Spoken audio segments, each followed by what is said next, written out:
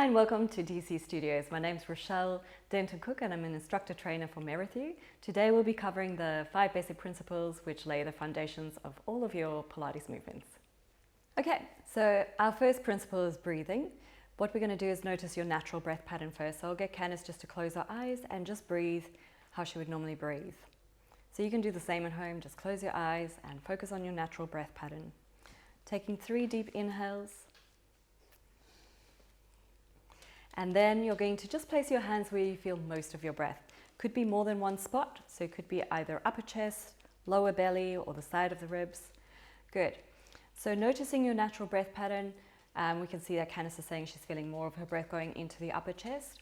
There is a slight problem with breathing into the upper chest in that it creates a little bit of that shoulder and neck tension. So during your Pilates program, what we want to encourage you to do is breathe more into the side and back of the ribs, not the upper chest and not the belly. The reason we don't want you to just breathe into the belly is that it will leave your lower back in a vulnerable position because the abdominal muscles have to relax too much. So just from this lying down position, we can go into what we call the 3-dimensional breath pattern of Stop Pilates. So Candice, if you just take your hands onto the side of your ribs here, and you're just going to pop the hands on the sides here where your wrist is closer towards the mat. If your shoulders are a little bit tight, you can also go to hugging yourself, and then you want to send the breath more towards your fingertips. So Candice, you can go back to your previous position. That's it. Now in our Stop Pilates method, we're going to inhale through the nose, which helps to warm and filter your breath. As you exhale, you're going to use a pursed lip to just blow the air out. That's it, good. So we're going to inhale and focus on breathing into the side and back of the ribs. Exhale through that pursed lip and really feel how the abdominals connect at the front. And we'll just do 2 more breaths there. Feel how the ribcage expands out to the side, maybe like an accordion, or imagine an umbrella or a balloon inside the ribcage expanding as you inhale and then deflate as you exhale. Good, so that's our 3-dimensional breath pattern. In the breath principle, we also talk about the pelvic floor engagement and a very deep stabilizing muscle called the transversus abdominis. Now that muscle lies really deep across the front of the belly here. Its muscle fibers run horizontally and it acts like a corset for your lower back. So Candice, if you come up to a seated position, you can sit cross-legged. So you always want to be in a nice, comfortable seated position. If cross-legged doesn't feel comfortable, you can put the legs out in front of you with a bent knee position. You could also sit up on a riser just so it feels comfortable through the lower back and the hips. Now the pelvic floor contraction, if you're just sitting in the same position as Candice here, you want to think of your sit bones, tailbone and pubic bone. The pelvic floor muscle lies around that area. So you want to think of those 4 points gently contracting and lifting up. If you do 100% contraction, you may feel how your glutes and all of your abdominal muscles come on, so that's too much of a contraction. We just want 25%.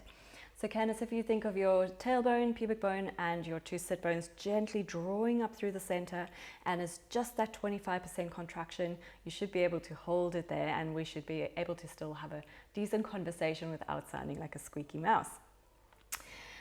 So to feel whether you've got the right contraction, you can lie down on your back again, and I'll just show you how you could feel this.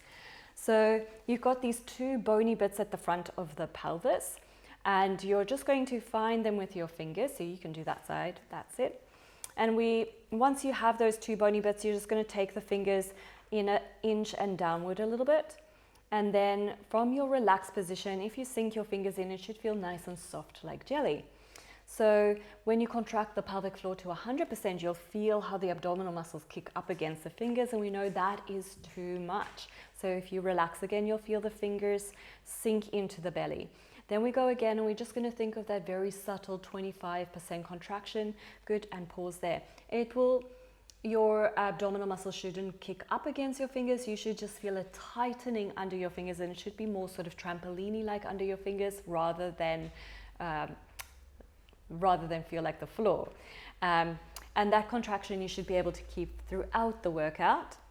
If you're holding it at more than that, you'll probably fatigue and you won't be able to keep that pelvic floor contracted to 25% if that's what you thought you had, but you had more. Good, now from here we're going to go just put all of that together in a breathing exercise. So we're going to inhale through the nose and expand the ribs three-dimensionally. As you exhale through your pursed lip, think pelvic floor to 25%. Feel the tightening of your abdominals and then your oblique muscles to push the air out. We inhale again through the nose. The ribs expand. Exhale, pelvic floor engages, TA, and then the obliques to push the air out of the lungs. Good. We'll just do one more. Inhale through the nose. Exhale, feel your gentle pelvic floor contraction. Abdominals will engage to push the rest of the air out. Good. So that covers the breathing principle.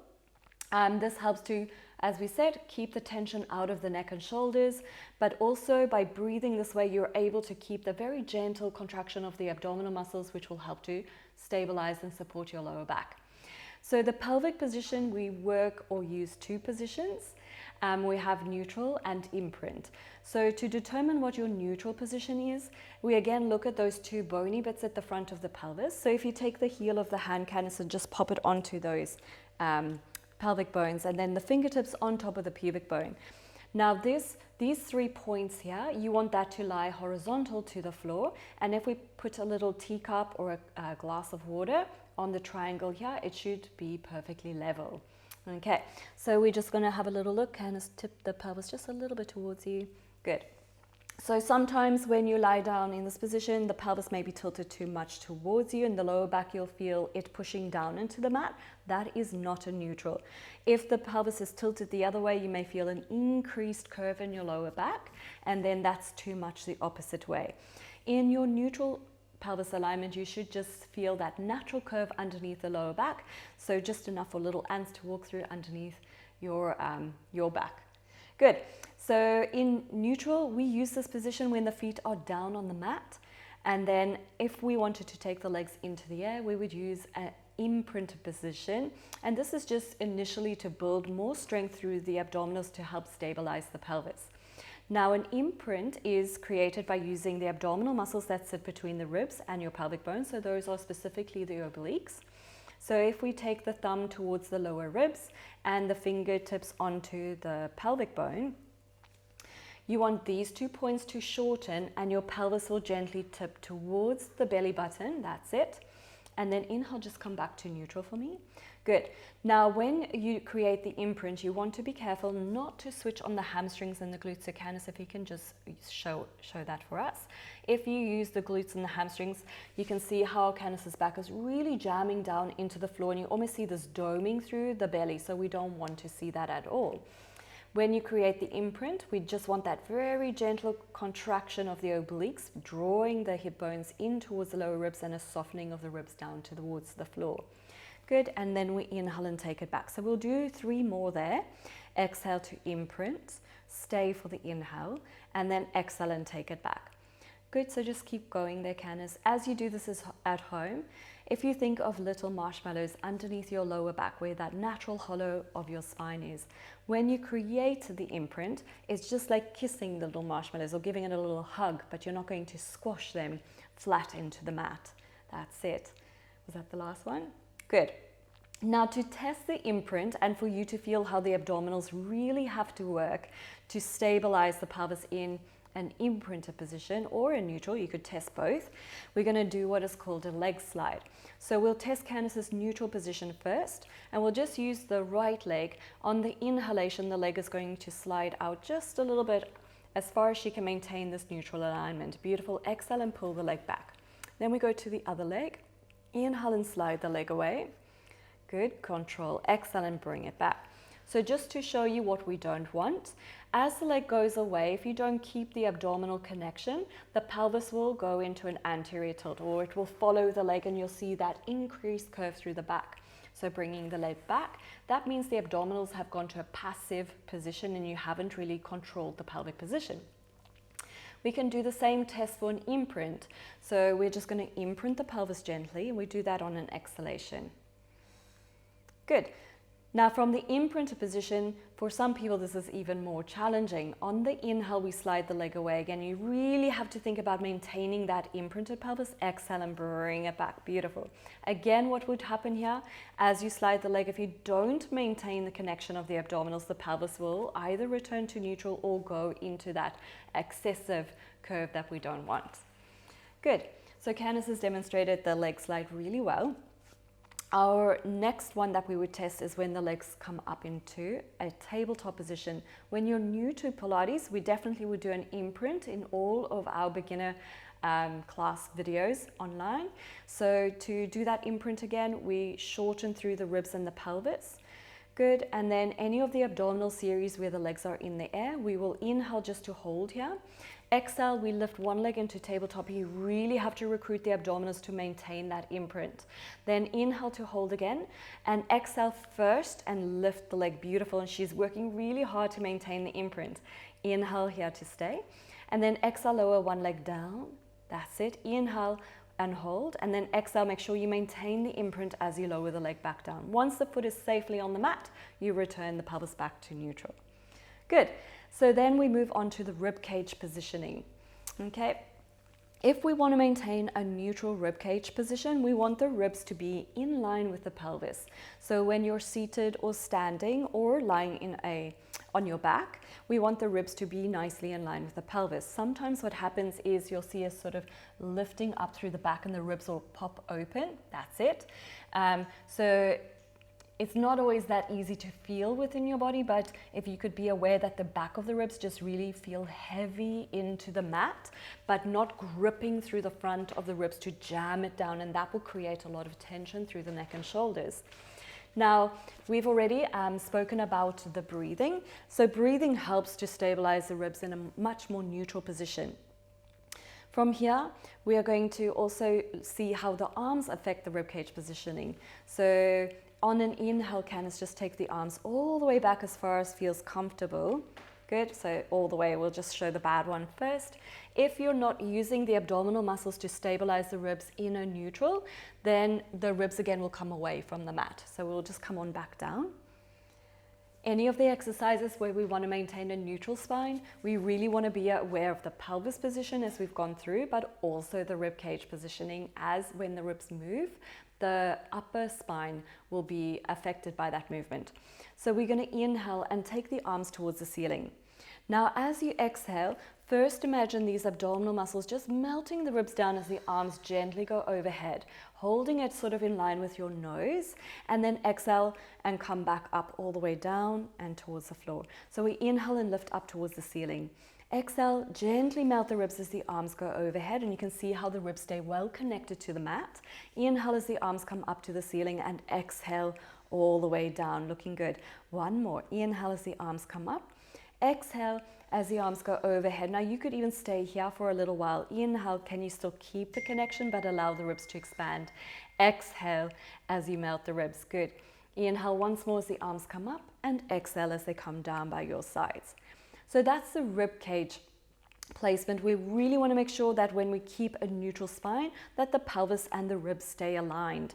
We do change the rib cage positioning when we flex forward. So if you just flex forward, you can see how the thoracic spine will flex to come up and the ribs melt in and down.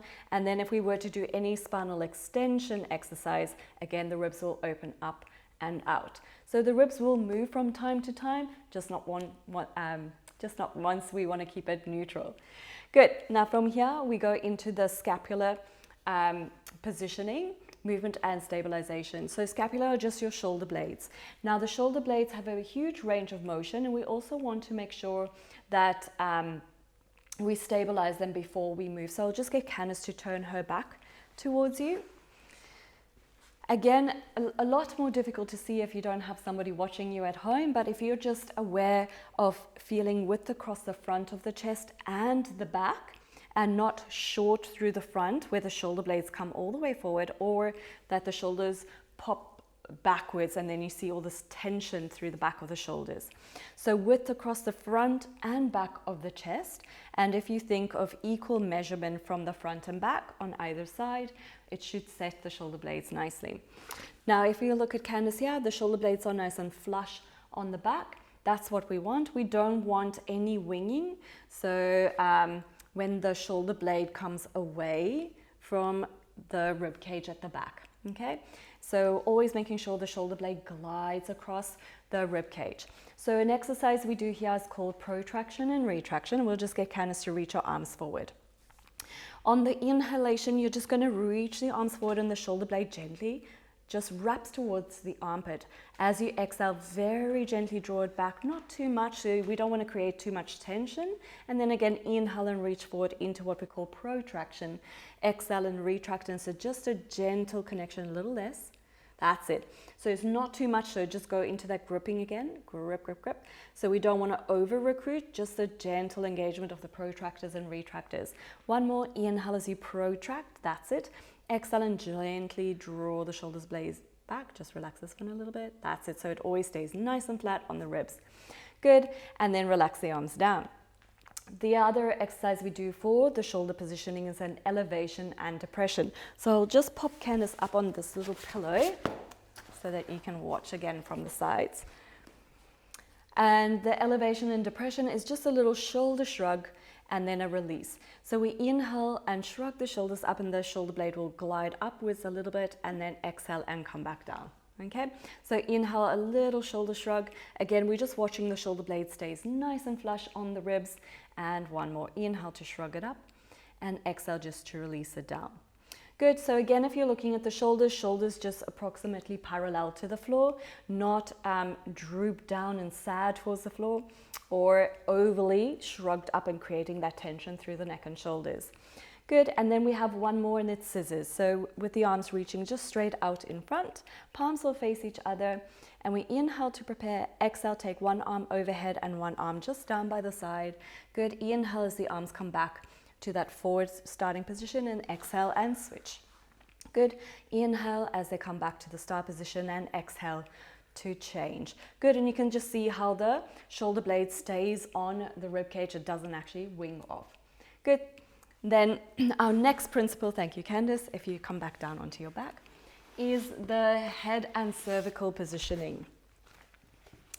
Now, I put Candace on a little cushion before just so that she could have that range of motion, but the pillow, you could use a block like this underneath your sit bones if you're tight through your lower back as well. And then with the head positioning, to know whether your head is in a good start position, what we do is we just look at the mid of the brow and the chin, and should lie approximately parallel to the floor. If Candace's head was, just lift the chin for me, all the way up like that, what we would do to help her head position be a little bit more neutral is pop this pillow underneath, and that should level it out. The other reason you may use this little pillow under the head is if you're feeling strain through the neck with the head all the way down on the floor. Good, so we'll just take that away. In all of our abdominal exercises, we use a little head movement we call the head nod. And it's just a preparatory movement to help take some of that tension away through the front of the neck or the back of the neck when we come into our ab series. So that if you imagine with her, so Candace is lying beautifully with her eyes looking straight up towards the ceiling, a head nod would be a very gentle lengthening of the back of the neck. So if there were a traffic light just above Candace's eyes here, she would currently be looking at the red light.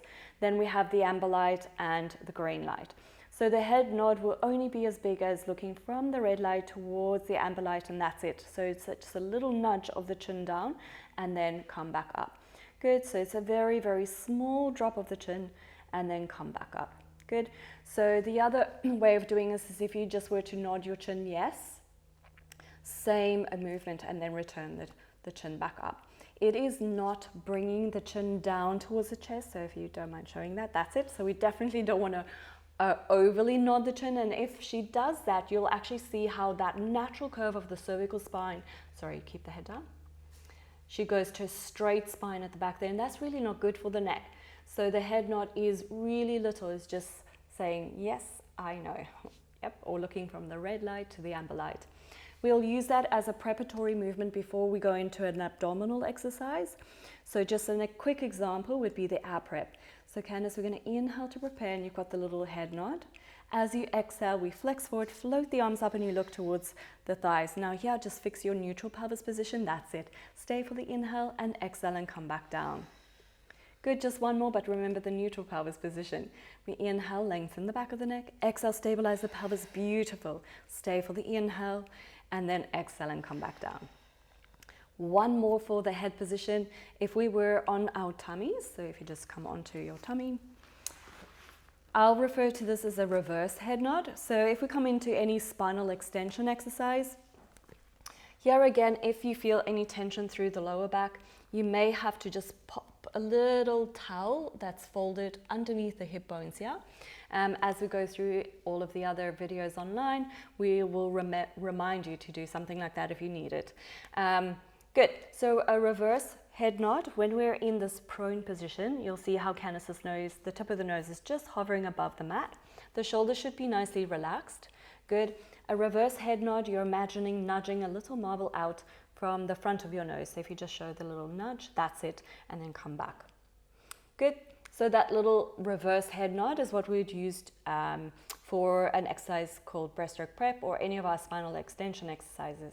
So we inhale, stabilize the shoulders first on the ribs. Good. Exhale, reverse head nod, and then just open up the front of the chest. Good. We inhale and stay here, and then exhale and come back down.